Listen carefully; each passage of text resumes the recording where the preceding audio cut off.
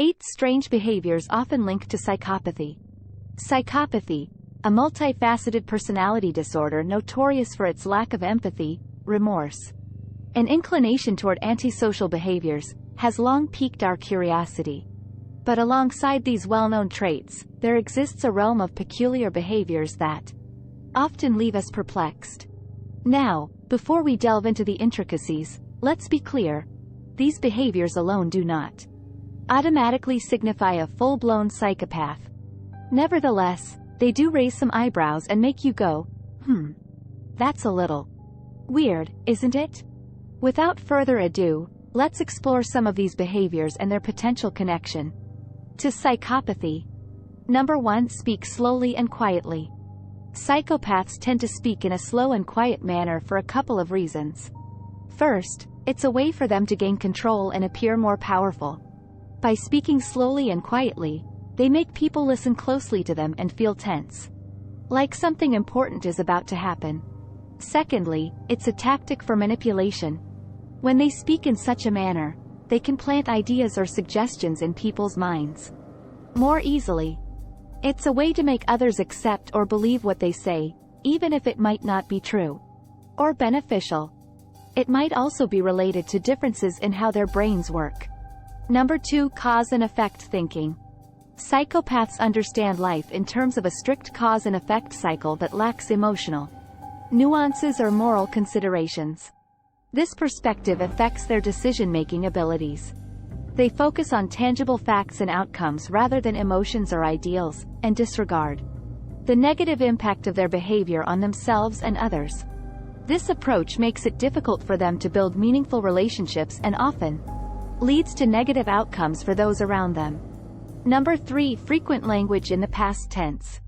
Another interesting linguistic pattern observed in individuals with psychopathic tendencies is their frequent use of the past tense. One reason for this could be that they have a hard time relating to what's happening in the present because of their lack of empathy. So by talking about things in the past, it's easier for them to disconnect from their emotions and the experiences of others. Another reason could be that psychopaths use past tense to avoid taking responsibility for their present actions or situations. By talking about the past, they can shift the blame away from themselves. Lastly, research suggests that psychopaths might have some issues with memory and attention. So talking about things in the past might be simpler for them. Number 4. Creepy stares and lack of blinking. It is often observed that psychopaths may engage in prolonged and intense staring at others without blinking much. This behavior, known as predatory gaze, can be unsettling to those who experience it.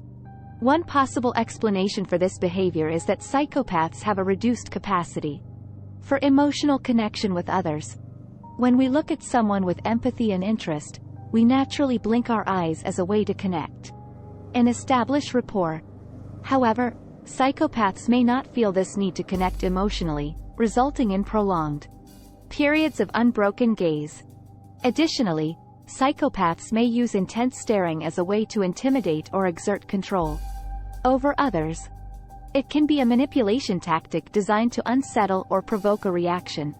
By maintaining eye contact and not blinking, a psychopath can create a sense of unease and power imbalance in their interactions.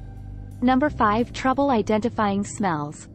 So, it turns out that people with psychopathic tendencies might have a hard time identifying smells. Yeah, sniffing things out isn't their strong suit.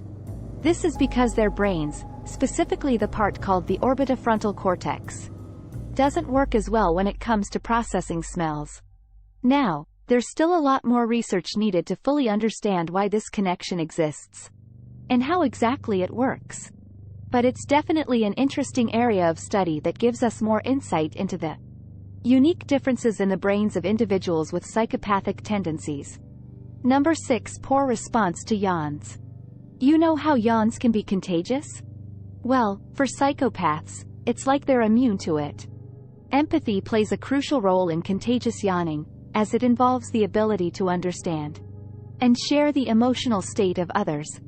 When we see someone yawn, our mirror neurons are activated, leading to our own yawning reflex. However, Psychopaths tend to lack empathy, making it less likely for the yawning reflex to be triggered. Number 7. Inappropriate laughter. Psychopaths have been observed to display inappropriate laughter or giggles, even in contexts that are not humorous. This laughter is believed to be related to the differences in their brain structure and function that affect their ability to feel and understand emotions like most people do. This can lead to them laughing in situations that others find disturbing or inappropriate. However, it's important to remember that not all psychopaths exhibit this behavior.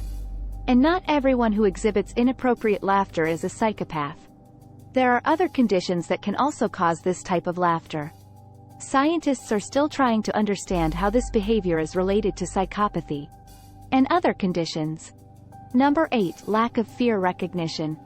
It is suggested that psychopaths may have reduced activity in areas of the brain responsible for processing fear and anxiety, leading to a decreased capacity to recognize and respond to these emotions. This lack of fear is often accompanied by a calm demeanor, even in situations that others may find threatening. For example, a psychopath may display a complete lack of anxiety or concern when facing serious consequences or danger. This lack of recognition and response to fear in psychopaths can make them more likely to engage in risky or dangerous behaviors without feeling the same sense of caution as most people do. It can also contribute to their tendency toward aggression and violence. I hope this gave you some insight into the world of psychopathy and some of the strange behaviors associated with it. While these behaviors alone can't determine whether someone is a psychopath, they do offer a glimpse into what to look out for. If you enjoyed this video, give it a thumbs up, and share it with your friends, so we can keep making them. For more videos like this, hit the subscribe button, and don't forget to click on the notification bell.